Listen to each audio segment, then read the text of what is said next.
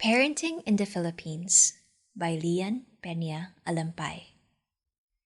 Being a parent is universally considered a complex and valued role that most adults would undertake and regard as one of the most significant steps in their lives.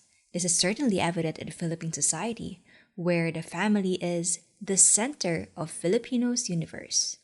From a scientific standpoint, an understanding of parenting is crucial to the study of human development, given substantial research evidence that how parents raise their children is cause and correlate of various positive and negative outcomes, from school and work success to antisocial behavior and mental illness. However, the current state of knowledge remains dominated by Western research, and more culturally diverse perspectives on parenting and families are essential to arrive at a more comprehensive knowledge of human development. This chapter presents the dominant themes that describe parenting in the Philippines. Parenting in the Philippines has been shaped by the unique history, values, experiences, adaptations, and ways of being that characterize the Filipino people and their culture. The fundamental assumption of this chapter is that parent-child interactions and the complex roles, meanings, and consequences associated with parenting are embedded in and shaped by broader contexts such as extended kin, networks, neighborhoods, socioeconomic class, and culture. Theoretical perspectives such as Bronfenbrenner's ecological systems and Super and Harkness's developmental niche propose that the sociocultural environment represents blueprints or prescriptions that influence and support the particular practices of parents as they interact with their children, and in turn, children's responses to and behaviors towards their parents. The cultural context likewise shapes the attitudes, beliefs, and goals that undergird parents' behaviors, and the kinds of environments and activities that parents set for their children. This chapter describes various facets of Filipino parenting in terms of cognitions, beliefs, attitudes, expectations, and behaviors toward children, the nature of parent-child interactions, and the differentiated roles of mothers and fathers, and sons and daughters. The discussion is intended to provide a broad view of parenting in the Philippines based on data derived from local and internationally published empirical research, mostly in the disciplines of psychology and sociology.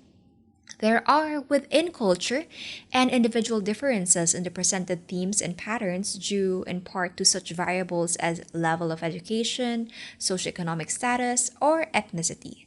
These are not highlighted, however, as such nuances either have not been fully explored empirically or detract from the goal of providing a coherent picture of Filipino parenting. An overview of the Philippines. The Philippines is an archipelago of 7,107 islands located in Southeast Asia. It is considered an economically developing country with a per capita gross national income of $2,050. 23% of the population lives below the international poverty line of $1.25 per day. The country ranks among the highest in Asia in inequalities between rich and poor individuals. Families with a highly educated head of the household experience economic growth and increased consumption, but progress has lagged significantly for the lower income class.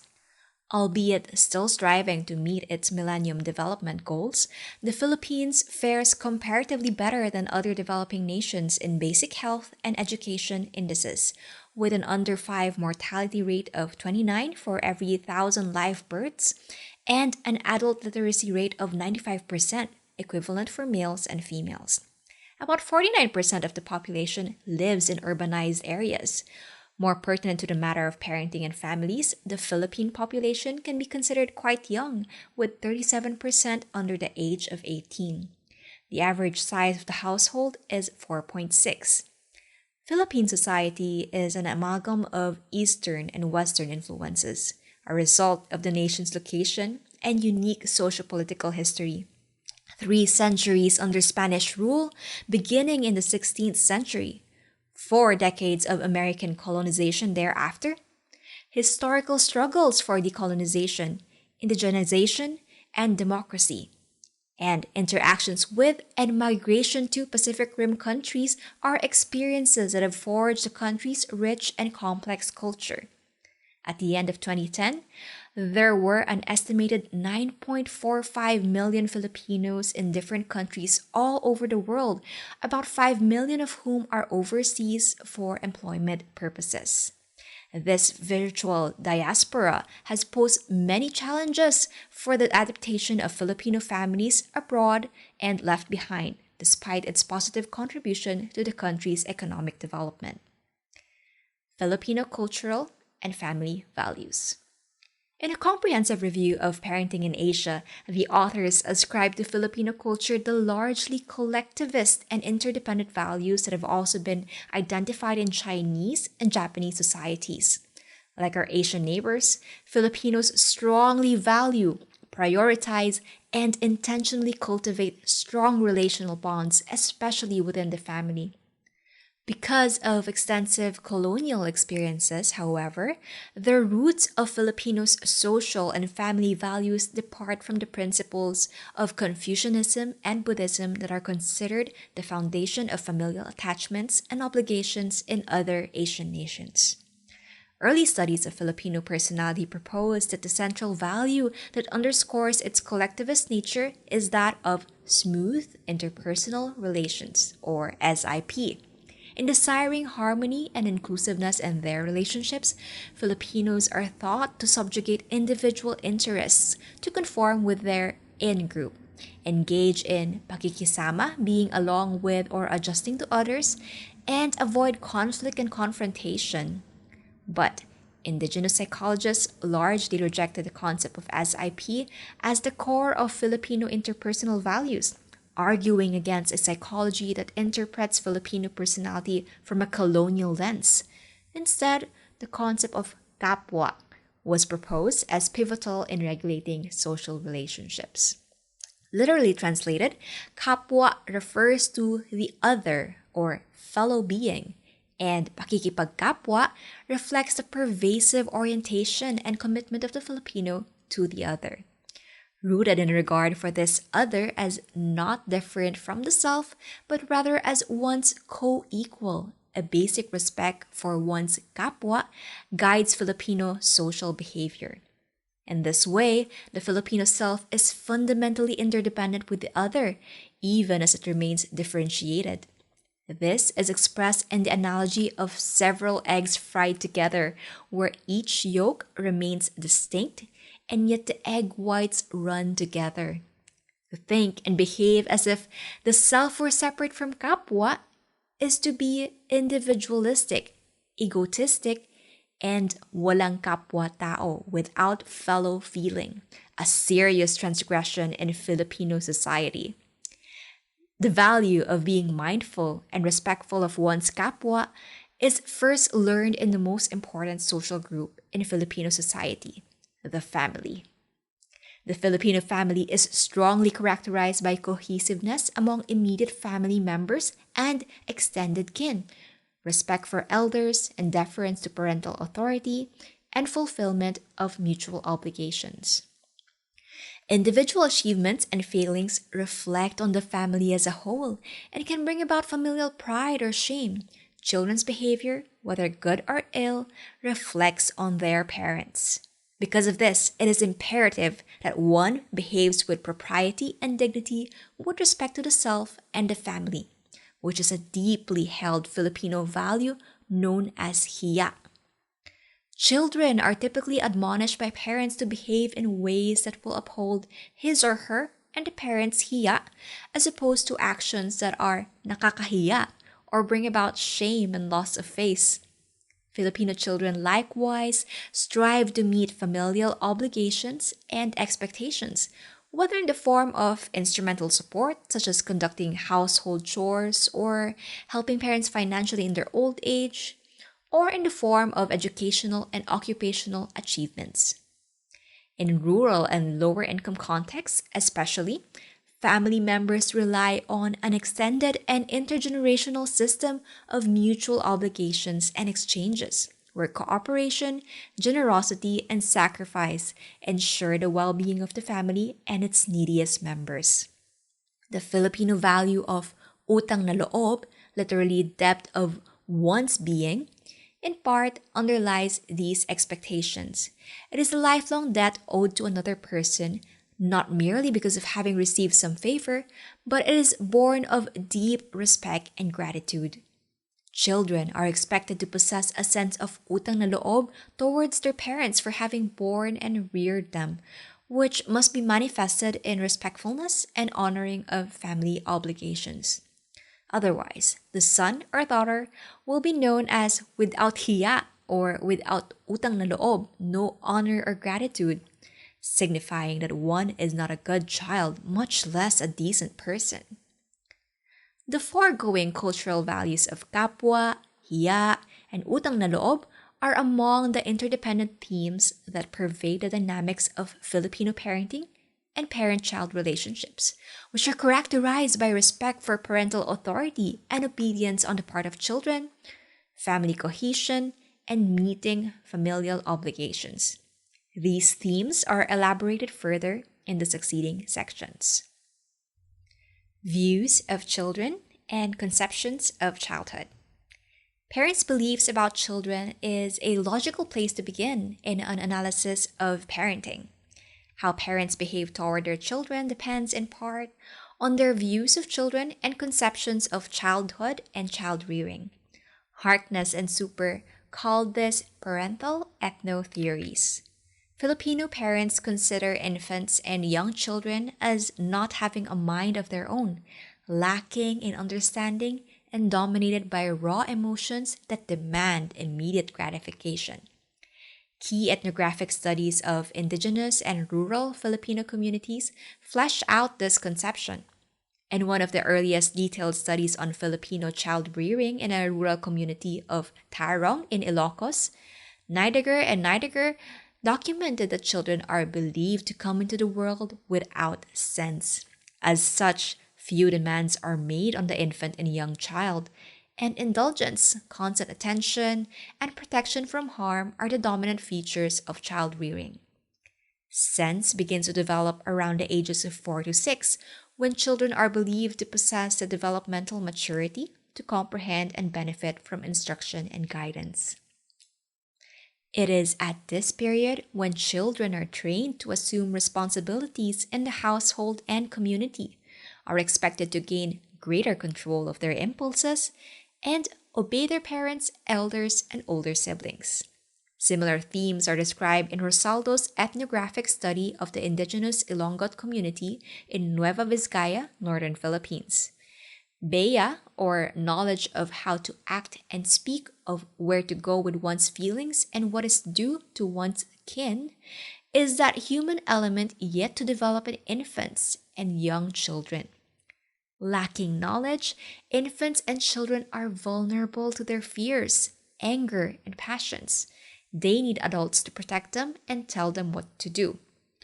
Early development of Bea at around the ages of 3 or 4 is seen in children's ability to listen to and follow elders, but as yet their actions are regulated by words, threats, and prodding from outside forces.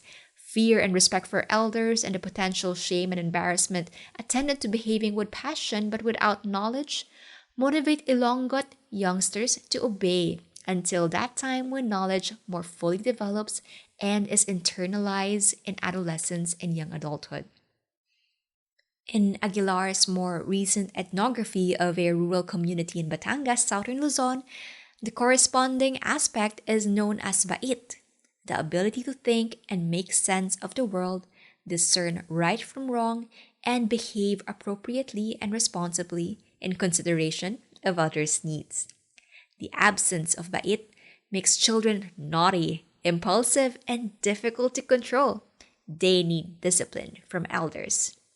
Discipline is deemed best while children are young and wala pang bait, have no sense. It is used especially to curb older children's tendencies to assert themselves and act independently when they act as if they know better. Although nearing the acquisition of bait, adolescents are perceived as even more corruptible than children and require guidance of a more delicate nature, given their penchant to rebel against authority.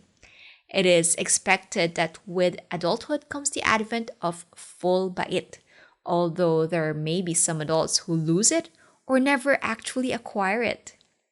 In the foregoing accounts, it is evident that children are perceived as different from adults in that they lack the knowledge, sense, or understanding necessary to behave competently in their environment.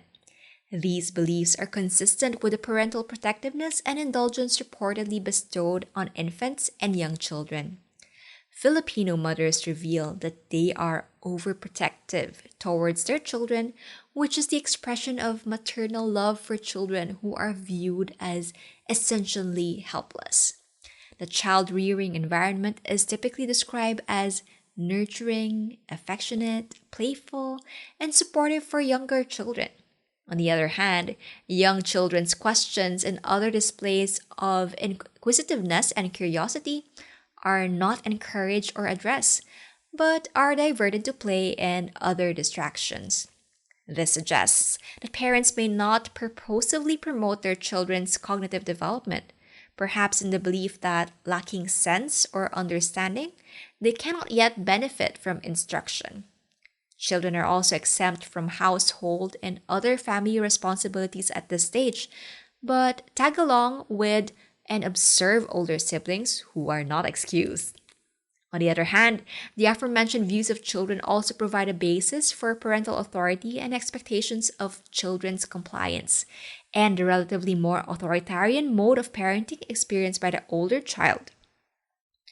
Children's natural penchant for mischief, impulsivity, and emotionality may be tolerated with younger, but increasingly need to be reined in by adult instruction and discipline starting at the ages of 4 to 6.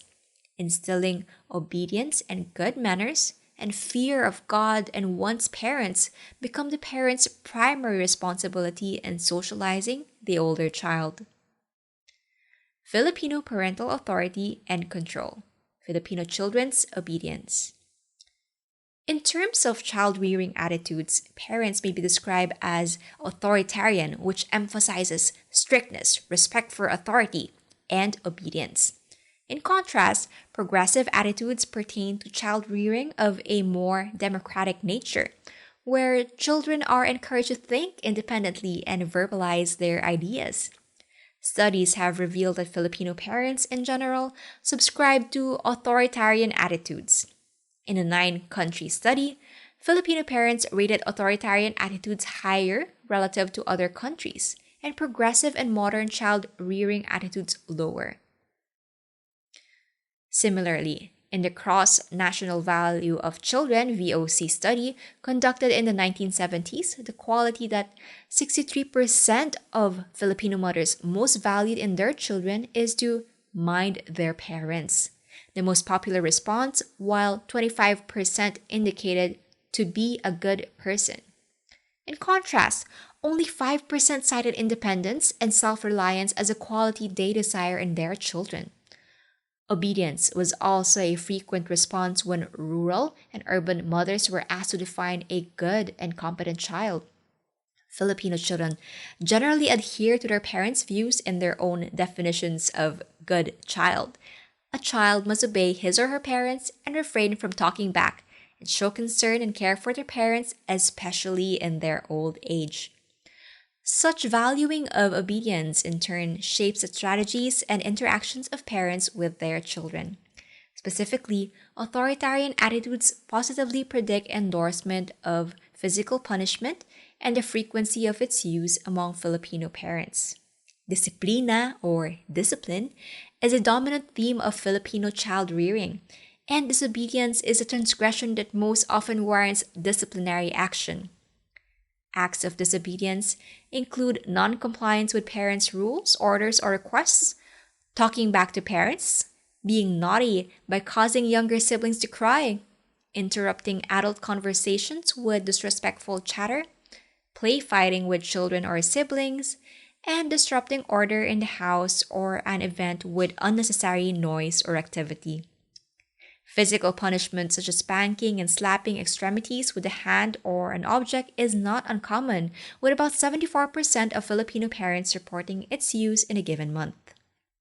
and even with adolescent children. Other forms are verbal reprimands, threatening, shaming, and comparisons with other children. Parents believe that disciplina is a parental duty necessary to bend the young in the right direction, consistent with beliefs of the role of the parent to shape a child who is yet to develop reason and self-control. Discipline, then, is a means to teach, if not a sign of parents' love for their children.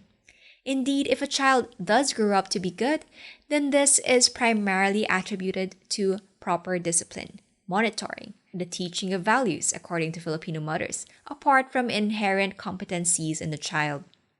Conversely, Filipino parents tend to see themselves as responsible for failures in parent-child interactions.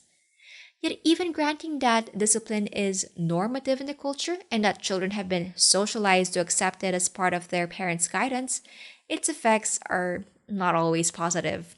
When physical discipline is perceived as unduly harsh and underserved, children report feeling deeply hurt. Others report anger, sadness, fear, frustration, and even hatred towards their parents. More frequent use of physical discipline by Filipino mothers is likewise associated with higher aggression and anxiety in their children. In response to the empirical studies and children's rights principles, recent policy initiatives in the Philippines have called for the curtailment of corporal punishment and the promotion of positive forms of discipline in schools and homes. Whether and how this measure will portend culture change remains to be determined. Parental authority and influence remain strong even into adolescence and young adulthood. In studies involving Filipino young adults aged 18 to 30, the majority still reside with their parents. Unless it is for education or work in a different province or city, Filipino youth are not expected to live apart from their parents until they are married. Even then, it is acceptable for a newly married couple to live with either the wife or the husband's parents until they are financially able to manage by themselves. Adolescent and young adult children continue to receive and seek the advice of their parents and obtain from them emotional and instrumental support. More specifically, high school and college students indicated strong parental influence in the areas of education, e.g., which school and course to enroll in, and domestic roles, household/family responsibilities. In the context of autonomy development, which is conceivably a normative process across cultures in this stage of life, research has found that indeed autonomy may be negotiated and proceed quite differently among Filipino and Filipino American youth. These adolescents have been found to endorse and value parental authority in making decisions more than their European and American counterparts. They are less likely to overtly disagree or argue with their parents and have later age expectations for certain behaviors, such as going out unchaperoned with friends and having relationships with the opposite sex. Compared to an American and Chilean sample, Filipino adolescents reported that their parents set rules and expectations over significantly more areas in their lives, such as how they spend their free time, how well they do in school, and their relationships with the opposite sex. Moreover, the number of rules did not decrease across the ages of 13 to 21, as it did for the youth in the other countries. Interestingly, despite the stability in the number of rules imposed by parents, older Filipino teens considered their parents as having less legitimate authority to set rules and believed that they were less obliged to obey the rules that they disagreed with. This suggests that as they pass from adolescence to young adulthood, Filipino youth do develop cognitions or attitudes that manifest greater autonomy strivings. How such autonomy strivings are negotiated and expressed in the Filipino parent-child relationship, given the emphasis on parental authority and familial interdependence, requires further study. The themes of autonomy and control likewise dominate the gender-differentiated child-rearing practices employed for sons and daughters. Filipino boys and girls are granted different degrees of freedom and restriction, with the former permitted more liberties and given more leeway and expectations and behaviors, even in aggressive and sexual transgressions. In contrast, parents are more likely to set restrictions for girls, heightened especially in adolescents or in they reach sexual maturity. Social and romantic relationships with the opposite sex are constrained. Social activities outside the home are restricted, and the young woman's behavior, demeanor, and overall appearance must be modest. On the one hand, these restrictions are motivated by parents' protectiveness over their daughter's well being. On the other hand, they reflect the double standard that family honor rests on daughters' moral and demure behaviors. These differing gender standards are generally the norm, whether in rural or urban settings, upper or lower socioeconomic levels, or Muslim or Christian subcultures. Familial expectations and obligations between Filipino parents and children. Another dominant theme in Filipino families is the emphasis on the fulfillment of family duties and obligations by children, an expectation that reinforces the family's interdependence and supports the value of utang na loob. That is, acknowledging and reciprocating parents' care and sacrifices. In the immediate or short term, meeting family responsibilities entails the performance of everyday tasks in household management and sibling care. In the bigger picture, this pertains to the fulfillment of longer-term expectations of contributing to the economic and social betterment of parents and siblings, and even extended kin, usually through the child's educational and occupational achievements. It is not uncommon for a child in a low-income or rural context, especially if the oldest, to sacrifice his or her self-advancement, for instance, delaying the completion of his or her education, so as to earn an income in order to support siblings' education or aging parents. Such expectations are consistent with Filipino parents' attitudes concerning the value or benefits of having children.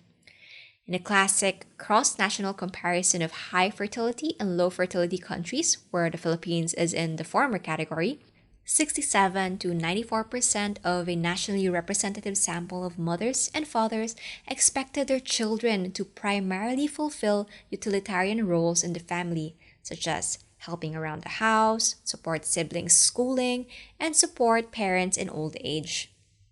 Relative to countries such as the United States and Germany, Filipino parents were significantly more likely to cite the economic or utilitarian benefits of having children.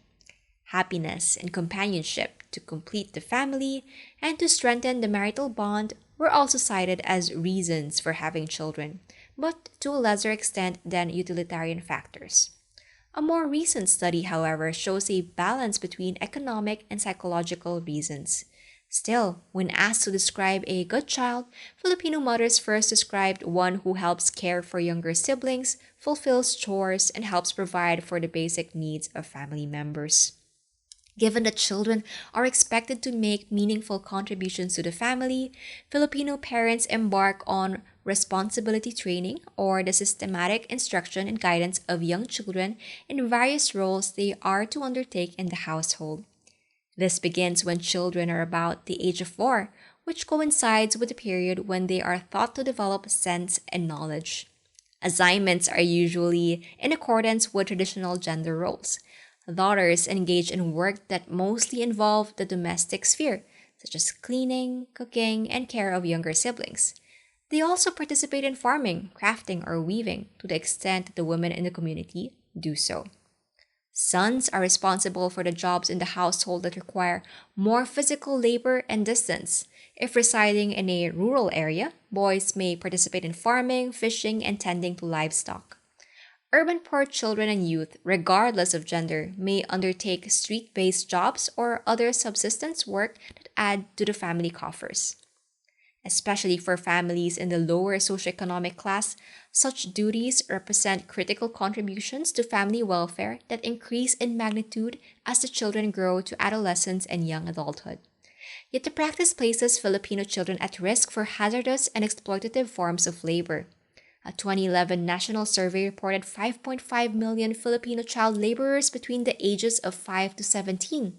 Roughly 60% of these children work in the agricultural sector. While 90% of the 5 to 9-year-olds are enrolled in school, the percentage of school-going youth is halved by the time they are 15. Given the emphasis placed on meeting family duties and obligations, efforts to curb child labor in the country must take into account and address the cultural and familial values and traditions that underlie this practice. Aside from gender, responsibility training varies according to birth order.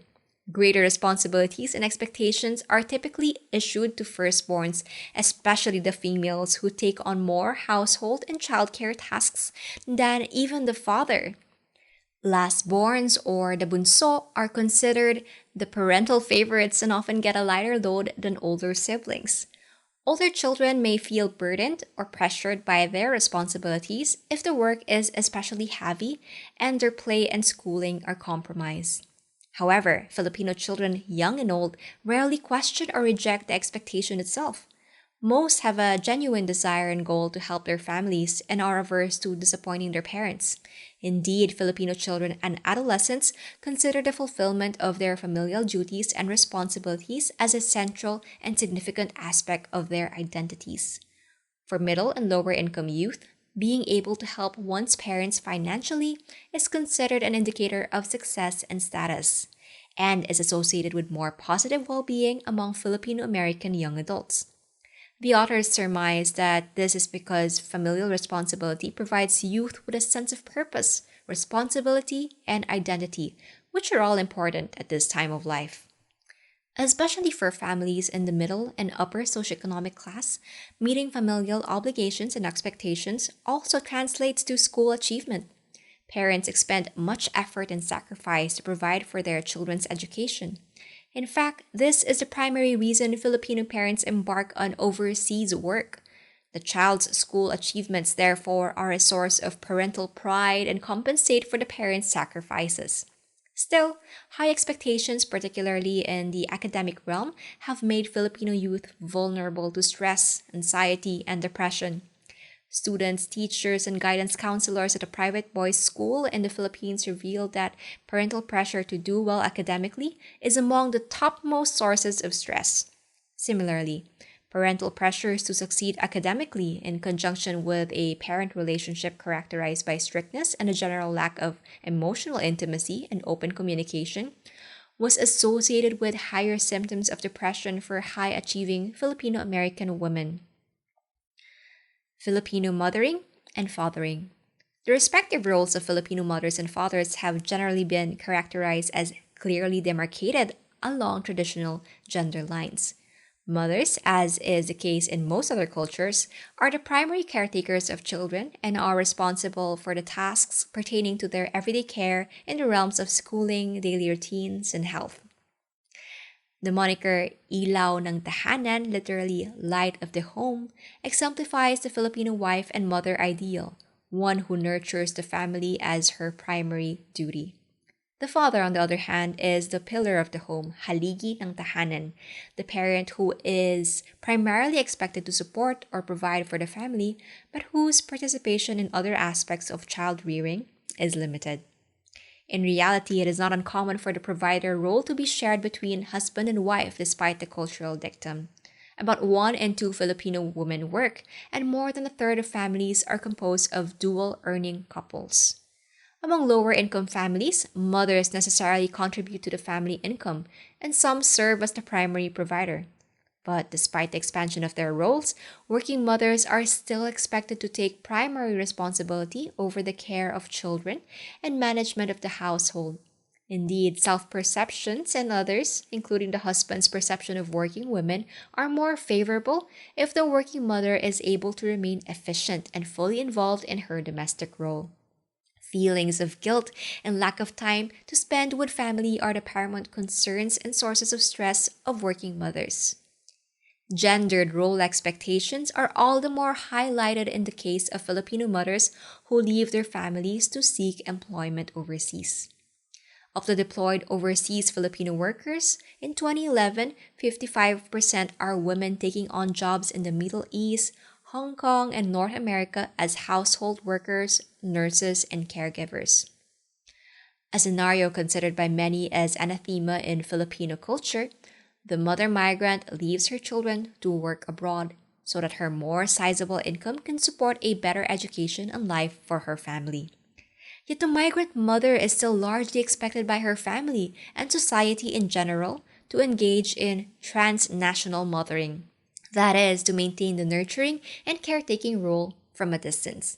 She strives to achieve this by sending packages of monetary and material gifts and via regular phone calls and text messages to oversee her parents' school performance, ensure that their daily needs are being met, and maintain emotional connection. In Pareñas' analysis, children were most likely to see migrant mother families as not normal and to feel that their care had been inadequate, albeit satisfactory substitute care may have been available, because migrant mothers are unlikely to meet their traditional role expectations for mothering. Fathers, on the other hand, have the circumscribed role of provider in the family and are the dominant authority figure and disciplinarian. Although mothers may manage children's behavior on a day to day basis and mete out rewards and punishments as necessary, more serious transgressions and misbehaviors are reported to the father, who was expected to implement the more momentous admonition and punishment. In terms of involvement in children, Filipino fathers generally fit the mold of procreator and dilettante. The procreator being uninvolved in children's lives apart from providing for their material needs, and the dilettante father being involved in some interaction with children, but of a playful or recreational nature. Such is the cultural norm that even in situations when the mother is absent, as in mother migrant families, most fathers still do not take on a greater share of the care of children. Rather, this role is usually transferred to female kin, such as grandmothers, aunts, and older daughters. However, there are those who are able to redefine their notions of masculinity and fatherhood to include child care and nurturing. This pattern is more evident among husbands who are also able to maintain jobs or responsibilities and decision making power in the family, despite the higher earnings of the migrant wife. How do the respective roles of mothers and fathers affect decision making in the family? Filipino mothers and fathers report joint decision making when it comes to the discipline and education of children, in family finances or investments. The exception is in the domain of household finances, where wives hold the reins. Joint decision making is more likely to be reported by couples who have higher incomes and more years of education. Despite this, parenting roles in the Philippines cannot unequivocally be said to be egalitarian. Certainly, mothers hold sway over most domestic and child matters and are increasingly undertaking the role of provider, but fathers assume a dominance and authority that is still recognized in the public and social cultural sphere. Perhaps Article 211 of the 1987 Family Code of the Republic of the Philippines exemplifies this state of affairs. The father and the mother shall jointly exercise parental authority over the persons of their common children. In case of disagreement, the father's decision shall prevail. Relationships between mothers, fathers, and children. The mother child relationship is characterized by themes of warmth, nurturance, and protectiveness on the one hand, but also strictness and control on the other. As the parent who supervises the behaviors of the children, she is in the position to wield authority and discipline more frequently than the father. In fact, 6 to 8-year-old children perceive their mothers as more powerful than fathers, inasmuch as they witness their mothers give orders, direct their behaviors, and oversee the household. Still, in terms of child rearing attitudes, Filipino mothers have also been shown to espouse relatively more modern or progressive beliefs about children and child rearing compared to fathers. That is, mothers are more likely to support beliefs regarding children's autonomy and self direction, a result perhaps of their greater exposure and attention to child related media and programs. Results of several studies, including those with national and representative samples, indicate that Filipino children typically report feeling closer to and more open in communicating with their mothers than fathers. Adolescents also report a higher visibility or presence of the mother in most aspects of their lives, such as mealtimes and school and leisure activities.